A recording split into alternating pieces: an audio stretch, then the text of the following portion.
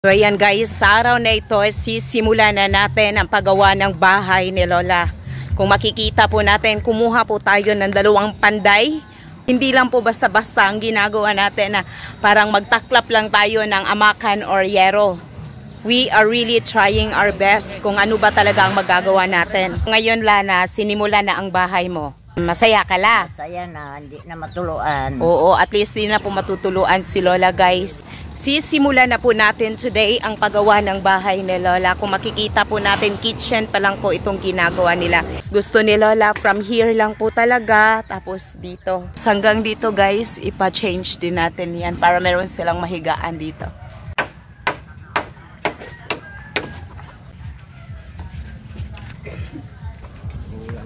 Nalimot kong kape. Wala mi kapangati. Masabi mo sa mga tao la na gustong ipaihaw ang manok la para may ulam ka? Ay, hindi ko ipaihaw. Wala akong kalipay. Magtingin sa manok nga. Bawat umaga, hapon, tanghali, mayroon akong ibibigay pagkain. Magsalo-salo sila. Masaya ako. Masaya si Lola sa manok guys. Mga tao dyan gusto paihaw ang manok, wag naman. Alam nyo guys, wala pala talagang CR dito. Magbubutas lang si Lola ng lupa para makadumi. Wala palang CR dito la? Wala. Wala palang CR dito guys. Gusto ko sanang maihi pero wala palang CR. Bahit sa Ginoo. Pero sa grasya sa Ginoo kay mga paangay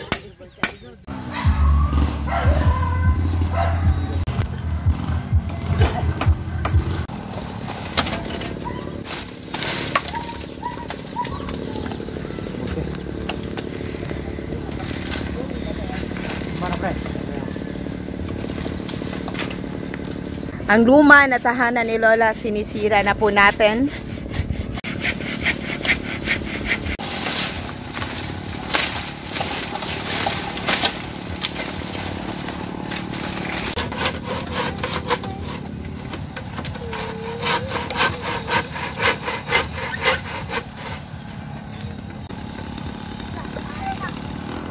Ayan, para mabago na ito guys, start na rin natin nilagyan ng kahoy.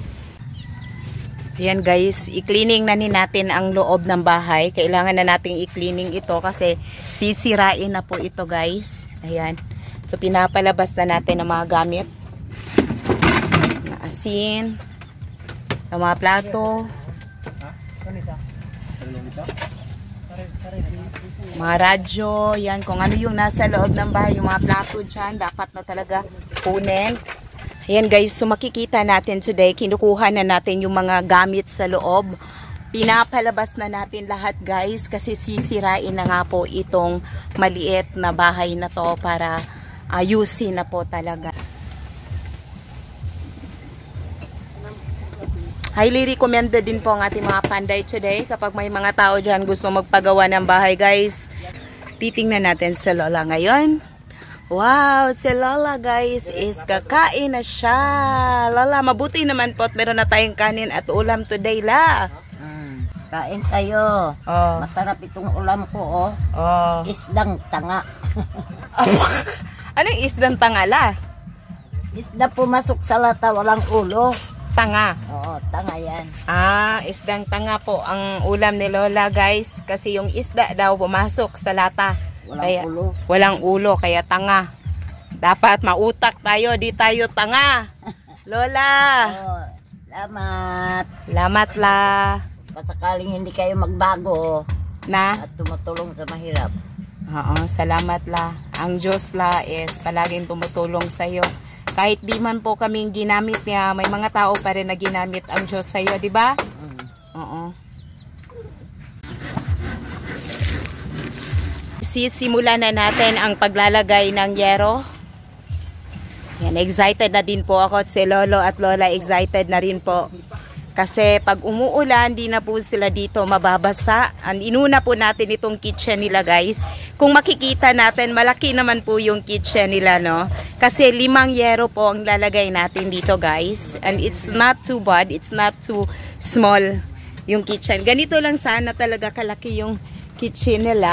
Pero salamat sa Diyos na ganito na siya.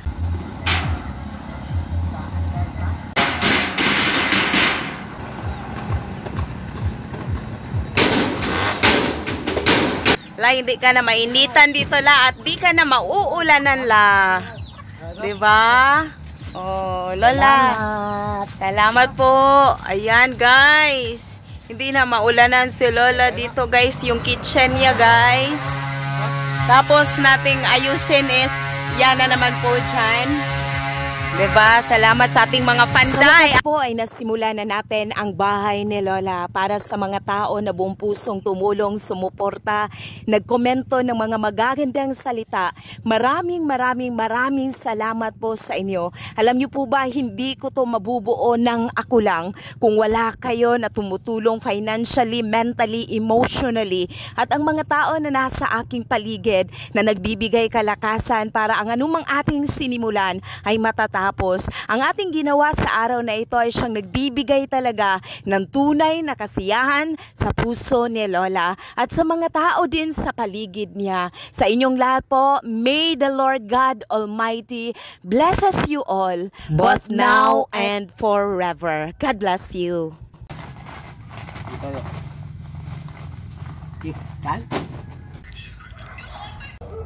Ayan guys, update po tayo ngayon sa bahay ni Lola.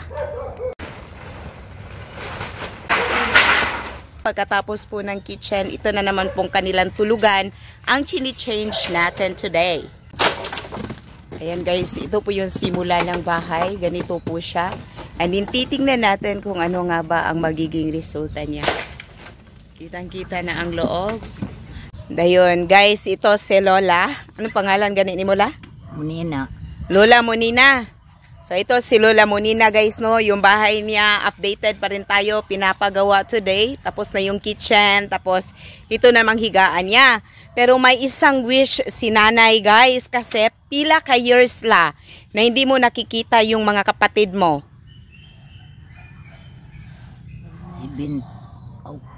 Si 70 anyos.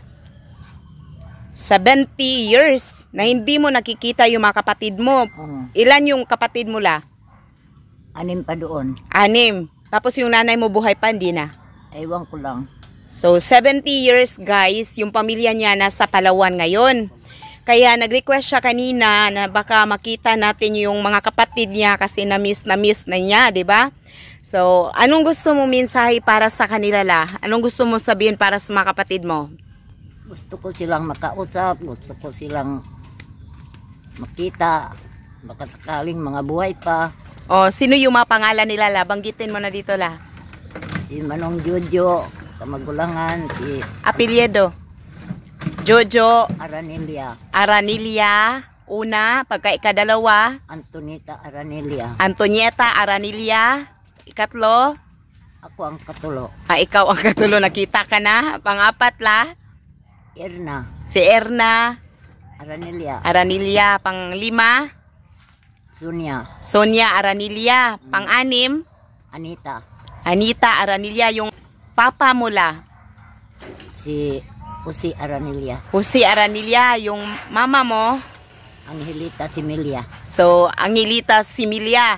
Para sa mga tao po na nakakilala kay Lola or sa pamilya niya na mga family Aranilia, si Lola po matagal na po siya dito ang nakatira. Nakikita ko po si Lola kasi po namamalimos po siya doon, tapos mahirap yung kanyang kinalalagyan ngayon. Pero isa sa mga bagay po na hinihiling niya despite sa mga tulong na naibibigay natin ay ang makita niya ang kanyang pamilya. So, dito kasi ako ngayon sa kanilang bahay para i-update ko yung ginawa natin bahay today. And sana ma-share ito ng mga tao para matulungan natin na hanapin ang pamilya mo. Ha? God bless la. Ayan guys, tinatapos na din itong higaan ni na Lola kasi natapos na tayo doon sa my kitchen. Tapos malilinis na din itong mga dumi kasi napakarumi talaga ng looban niya.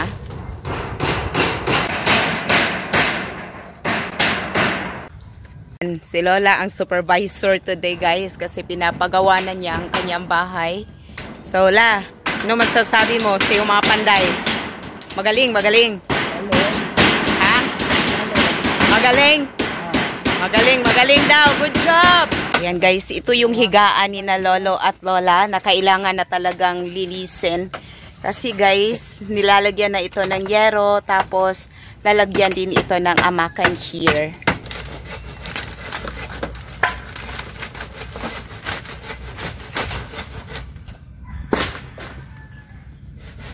So dito sa kanilang higaan guys, ganito yung mga bagay na ginagawa natin. Hindi mo magiguba, dagan mo saan dito. Kaya ako ng tawon. Dagan ko din. Para sa tanawon ba? Nagpapasalamat din tayo sa ating mga dakilang panday today. Wala na na. Wala na. Wala na may manok. Wala na may manok.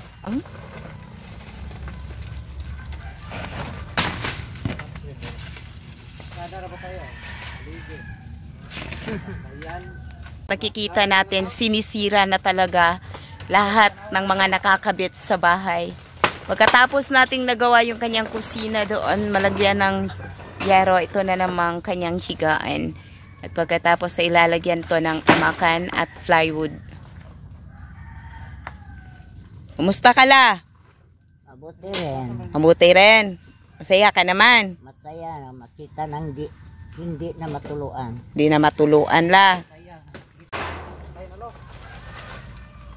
Dagan na ng sugnod. Sugnuray wala. Nakagitlayo. Ito. Ayo. Oh. Wala pinakatapis. Di ako.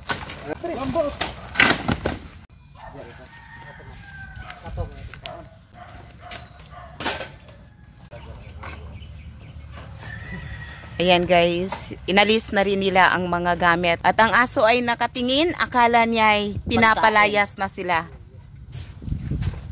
Ang request ng mga viewers, napakawala na ang mga aso ay napapakawala na nga. Ayan. Wala nang aso dito. May isa dito pero pakawala na.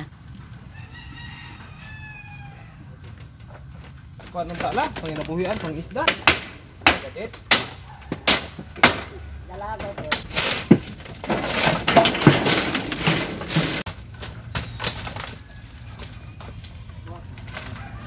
Sana ko. Hindi ko pa ko. Mula kay man takop og manok.